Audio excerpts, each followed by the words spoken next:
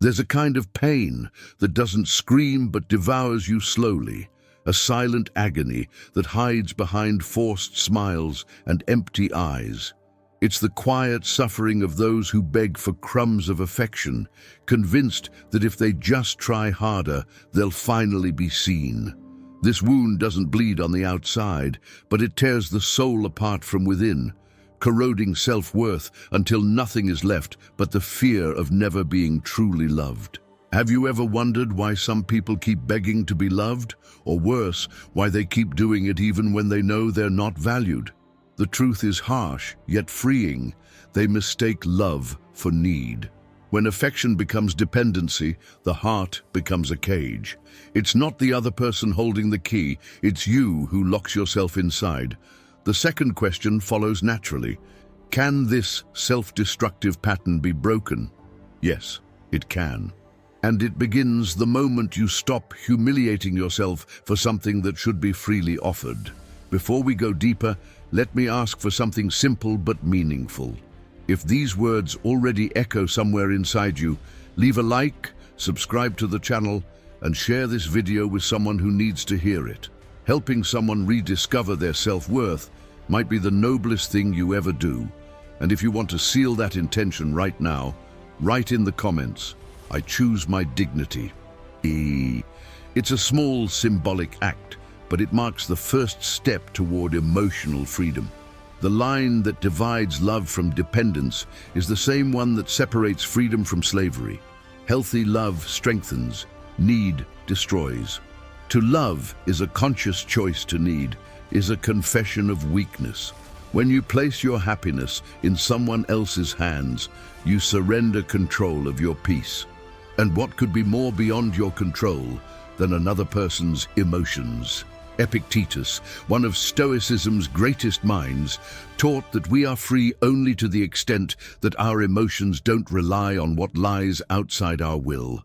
And the heart of another human being is exactly that: unpredictable, untamable, uncontrollable.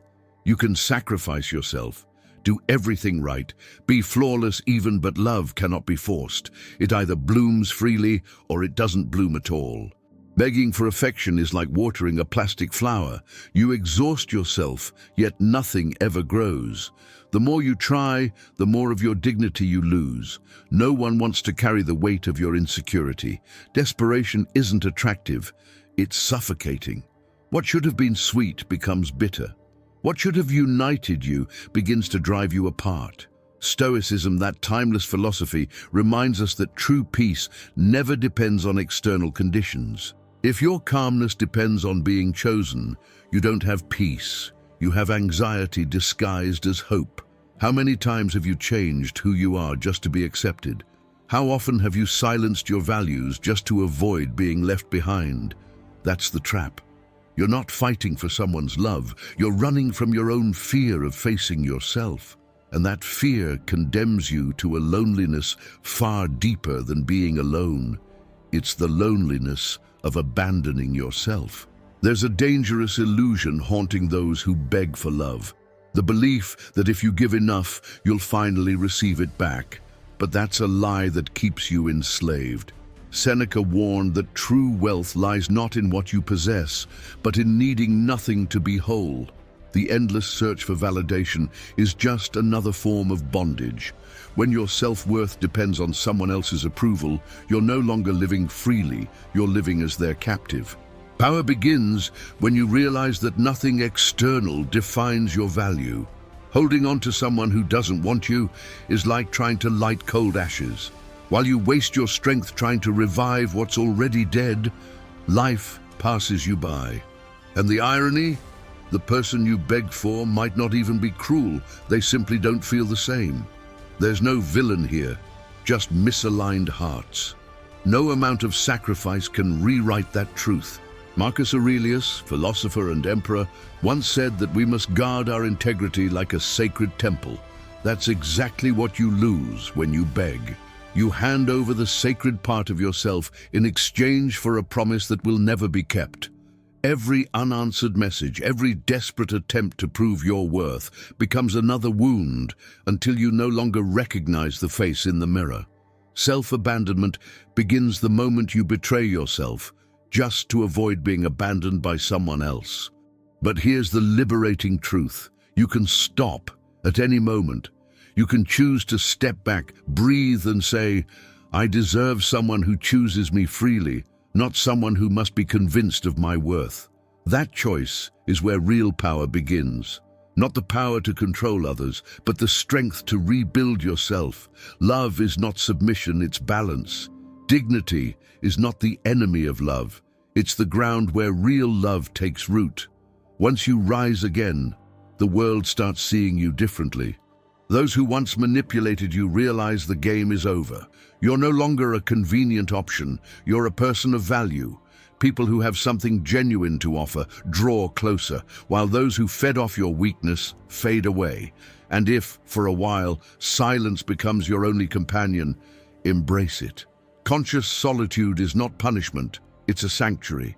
It's where you meet yourself again, and that reunion is the seed of all authentic connection. Now you might be asking, but how do I stop begging? How do I regain what I've lost? The answer doesn't come from others, it comes from within. It starts with breaking the cycle. Don't send that message. Don't try to force your way back into their life. Just stop. Yes, it will hurt. The silence will scream at first, but soon that silence will sound like freedom. Turn your pain into movement. Redirect every drop of energy you once wasted on someone indifferent back toward yourself. Reconnect with what makes you feel alive. Revive old passions. Nurture friendships you neglected. Take care of your body, your mind, your spirit. Rebuild a life that feels complete, not to impress anyone, but because you deserve it. Epictetus offered a powerful practice. Imagine loss before it happens. Not to live in fear, but to remember that everything and everyone is temporary. When you truly accept impermanence, you stop clinging in despair and start loving with grace. Loving without possession is the purest form of love there is. It doesn't enslave, it frees. Understand this too. Your worth exists independently of who chooses or rejects you. The sun doesn't stop shining because someone closes their eyes. Likewise, your value doesn't fade just because someone fails to see it. Dignity is not a reward to be earned, it's a birthright to be protected. Guard it fiercely because nothing defines you more than the way you treat yourself. And remember, healing takes time. There will be days when you'll want to go back, to give in, to beg again. That's okay. Progress isn't linear. What matters is choosing yourself again and again, even through the pain. One day that pain becomes strength, and when it does, you won't return to who you were, you'll become someone stronger, wiser, unbreakable. True freedom, the Stoics teach, isn't doing whatever you want, it's not being enslaved by what you feel. It's loving without losing yourself. It's being rejected without being destroyed. It's staying whole even when the world tries to break you. Marcus Aurelius said, "You have power over your mind, not over outside events. Realize this, and you will find strength." That's the essence of dignity, standing firm when life tries to bend you. Begging for love isn't devotion, it's fear disguised as affection. And fear, when dressed as love, is what hurts us most. The moment you understand this, the weight begins to lift. You realize you never needed to beg for what was already yours. Respect, value, self-love, and maybe, once you've healed, true love will appear, not the one you pleaded for, but the one that chooses you freely. But even if it doesn't, you'll already have the most precious thing of all, yourself, and that will always be enough. If these words resonated with you, leave a like, subscribe, and share this message. Someone out there might be begging for a love that's destroying them, and you could be the reason they wake up. Remember this, you never had to beg to be worthy of love. You always were. You just needed to believe it.